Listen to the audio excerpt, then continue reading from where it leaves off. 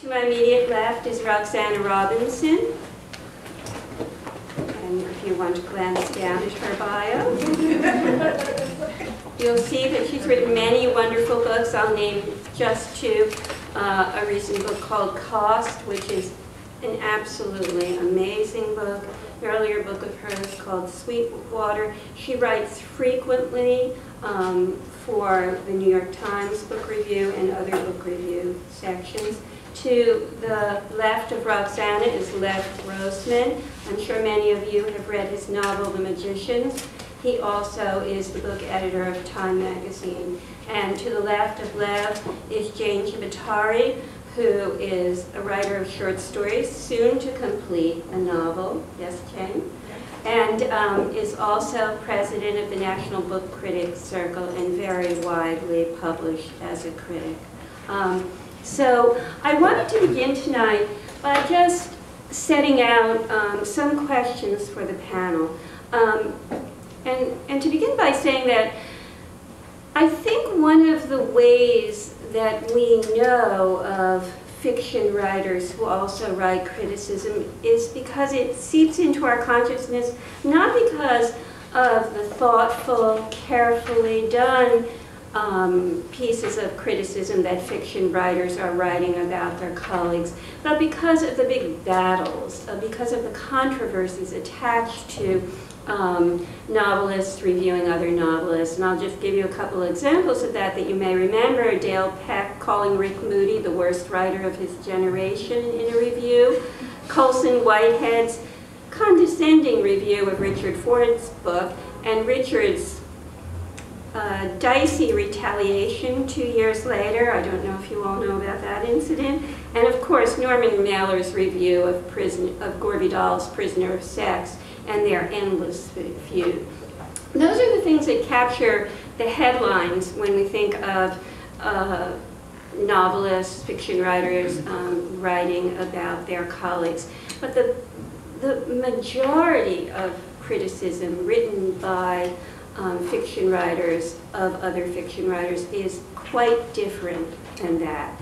And I would like to plumb that a little bit with the writers we have here this evening, because you'll see, probably from your own experience, that most of the time when a writer is reviewing another writer, the criticism is respectful, thoughtful, and gentle, perhaps even too gentle.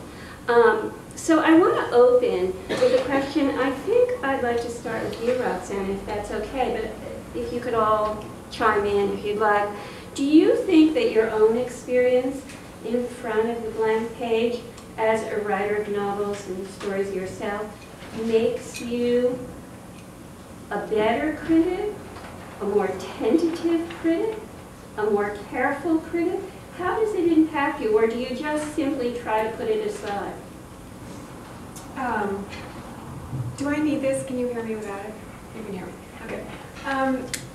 It certainly has an impact.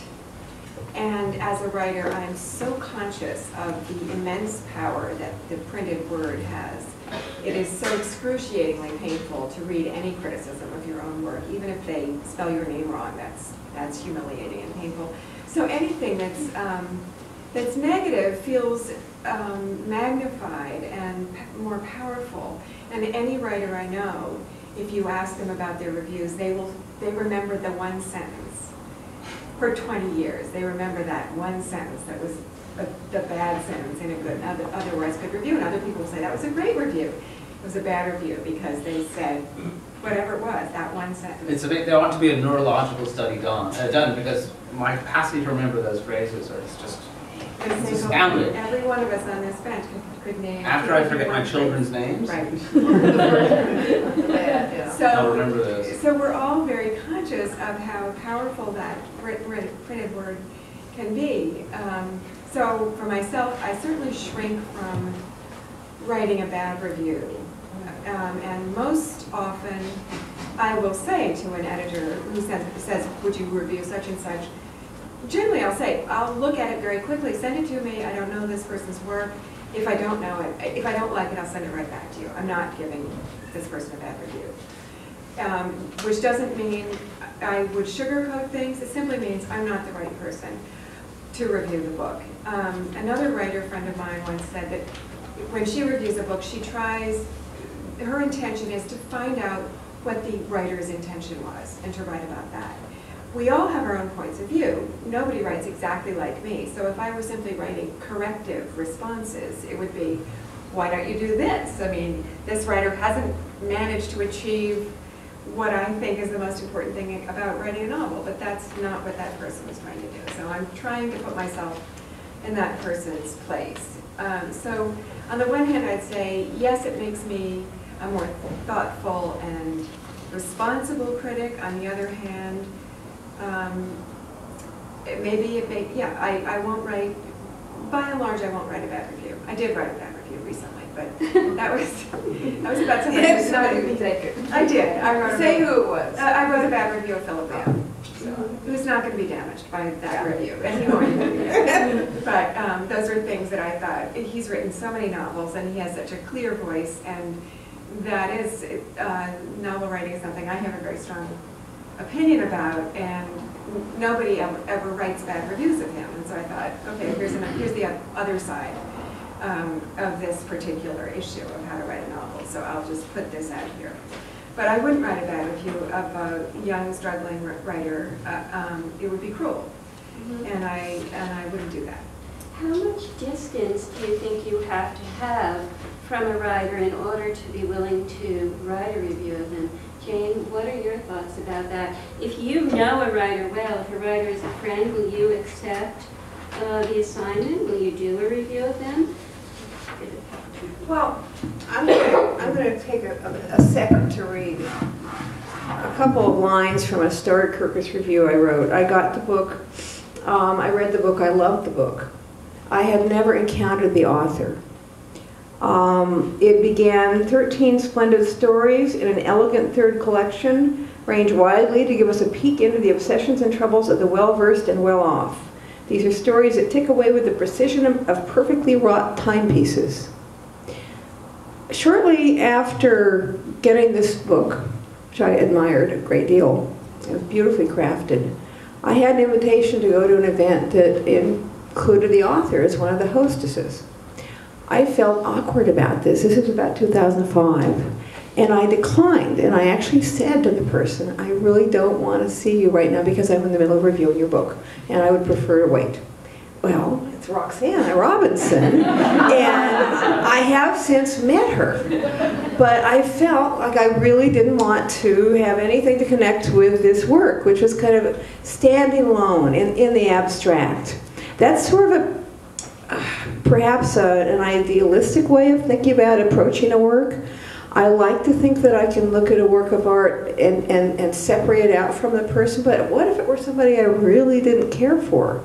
Or what if it were somebody that I was my boss, or had to work with regularly? Those are tricky things. Another opportunity came along. I actually was interested in a book that was about to be published, and I asked to review it, which sometimes can happen. My review begins. Harry Potter was the top Twitter topic for days on end in July, with the final book out in paperback and Harry Potter and the Half-Blood Prince at last on screen. Fans were taking the "Which Harry Potter character are you?" quiz and bemoaning the coming Harry Potter vacuum. Having read every Harry Potter novel within days of release in real time, I'm among those feeling bereft.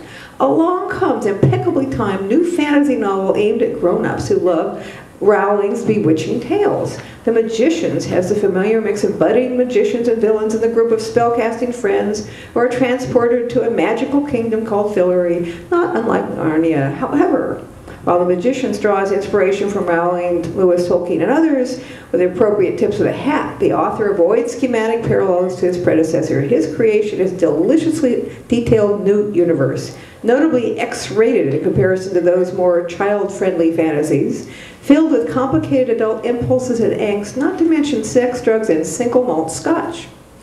The person who wrote this book, The Magicians, Lev Grossman, is somebody I did know. I knew him in a very unusual way. We were both members of the board of the National Book Critics Circle. We came to meetings 3 times a year and talked about books. However, I never had breakfast with him. I didn't know his family. I had never had a meal with him. I mean, you know, we weren't friends. We were professional colleagues. And I went around in my mind a while. I think most of us have. We are living in a small world in New York. Sometimes you bump into people. You might do work together on volunteer projects, or you might, like the Book Critic Circle, or you might know each other from PEN work, working on the prison writers or other PEN events. You might run into each other at the Center for Fiction. Is it verboten to review the work of somebody like that? In this case, I concluded, no, it's not. It's not a situation where there was such a closeness I would be biased one way or the other if it wasn't a good version of, adult version of a Harry Potter book. So anyway, that's a couple of thoughts I have. I think a lot of people tend to be very thoughtful. Some reviews actually do ask, are you close to this person? Do you share an agent? Do you share a publisher? Do you share, you know, were you classmates at Iowa? You know, a lot of things that some book review editors will check those things just to be careful. And in terms of any kind of possibility of a conflict of interest, it's really, we've learned to be wise enough to say, I've known this person in certain ways, is that okay? So it's a disclosure, and then recuse yourself if you feel like you can't be unbiased. I want to go back to something you said, Roxana, and maybe start with Lev with a question about it. You mentioned briefly the power of the critic, the power of the reviewer, the power of the critic to devastate a young writer, for example, with a careless line that, you know, breaks their heart that they never forget. But there's also a power that the critic wields to support books, to support a certain kind of writing, to support a kind of connection of literature to the larger culture that is present when you write criticism. And I wonder, and I think that's particularly maybe weighted for someone who's writing fiction themselves, because they, when they're endorsing other writers or raving about another writer, are they raving or endorsing a certain kind of literature as well, or a certain literature they feel speaks to American culture? And so, as you can guess, Lev, I'm going to ask you about the John Franzen review. It was a very strong review. It's a great book. It's a wonderful book. And it places the book very centrally in a kind of position of talking about America, more than just talking about the intrinsic value of the book. It's really a review that I think talks a little bit about that book in relation to American culture. And that is a kind of a powerful position to be in. I wonder if you could respond to those kind of, do those issues weigh on you as you're thinking about it?